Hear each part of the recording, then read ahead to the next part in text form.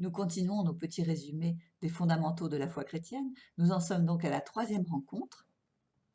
Et dans cette seconde vidéo sur le mystère de la Trinité, nous allons contempler une céramique. Cette céramique a été réalisée par une sœur dominicaine suisse, sœur Caritas Müller. Et pour entrer dans la beauté et la profondeur de ce que nous contemplons, je vais vous lire une méditation écrite par Didier Théobald. Nous commençons par un petit temps de silence pour bien regarder cette œuvre, les formes, les personnages.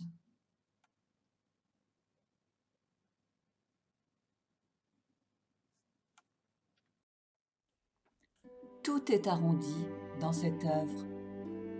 Rondeur de la terre, semblable à la rondeur du ventre accueillant de la mer, porteuse de vie.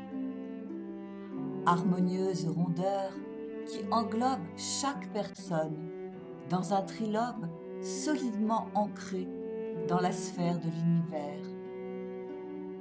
Tout est adouci par la rondeur. Tout communique dans cet espace, tout circule, car rien n'est fermé, enclos sur lui-même. La couleur est claire au pourtour de la scène et plus sombre au centre, de plus en plus sombre lorsqu'on s'approche de l'homme.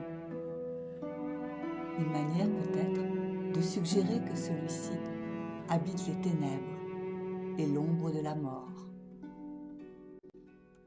L'homme est au centre de la sphère terrestre, objet de toute l'attention de la Trinité. Il est le terreux, à peine extrait de la terre, pas encore animé par le souffle créateur. Il est tenu à main forte par le Père, et le Fils le recueille. L'Esprit fond sur lui. Est-ce un nouveau-né, détendu dans un abandon confiant? Il semble encore en position fœtale. Est-ce un adulte blessé, à demi-mort, ou seulement endormi, paisible? Naissance ou mort, toute la vie de l'homme est là, avec ses obscurités, sa faiblesse, mais aussi sa confiance, son abandon. Sous nos yeux se déroule une scène d'humanité, sobre, dépouillée, presque ordinaire. Deux hommes, un père et un fils peut-être, sont au travail, à la tâche. Le père et le fils sont inclinés, penchés au-dessus de l'homme. Leurs gestes sont élégants, pleins de compassion, d'humilité, de puissance bienfaisante. Père et fils portent secours à l'homme en détresse. Ce que fait le Père, le Fils le fait pareillement. Le Père est infiniment tendre, infiniment Père. Ses mains soutiennent l'homme, ses lèvres lui caressent le visage et lui murmurent à l'oreille: « Tu es mon fils, mon bien-aimé. Mes mains t'ont façonné, je t'ai gravé sur mes paumes et tu comptes beaucoup à mes yeux. » Son oreille est grande ouverte pour écouter le cri du monde. Son œil est à peine esquissé, laissant entrevoir compassion et douceur, à l'image de celui qui ferme les yeux pour ne pas voir le mal. Est-il le Père du Fils prodigue, aspirant à ramener à la vie son fils qui était perdu? Est-il le bon Samaritain qui recueille le blessé sur la route prend en charge et le porte à l'auberge. Dieu le Fils s'abaisse. Je ne suis pas venu me faire servir, mais servir. Il descend aussi bas que l'être le plus bas. Il saisit les pieds de l'homme, les couvre de baisers, les lave. Pour accomplir envers nous l'acte d'amour le plus grand, il pose le geste le plus humble qui soit.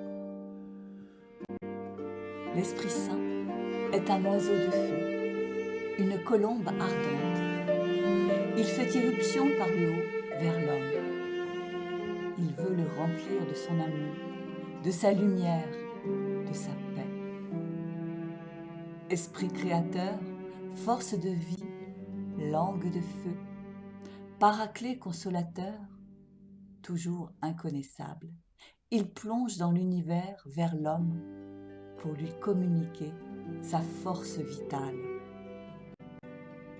Pour Dieu, l'homme est au centre de toute son attention, de sa charité, de sa miséricorde. L'homme est englobé dans la miséricorde de Dieu. Nous agissons souvent comme si l'homme était au centre et Dieu en marge. Dans cette céramique, l'homme est au centre. Mais quel homme! Non pas l'homme conscient et fier de ses propres valeurs, non. C'est l'être humain dans toute sa faiblesse et sa misère. Dieu est en quelque sorte placé en marge.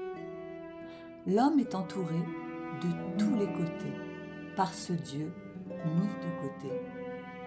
Pour Dieu, l'homme est au centre, mais en vue d'amener l'homme à faire de Dieu le centre de sa vie, Dieu choisit la voie du don, de la miséricorde inaltérable, du don débordant offert par l'Esprit Saint. Qui ne souhaiterait être au cœur d'un tel échange?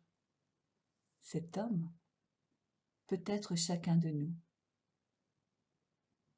si nous le voulons, si nous acceptons de nous laisser aimer jusque-là.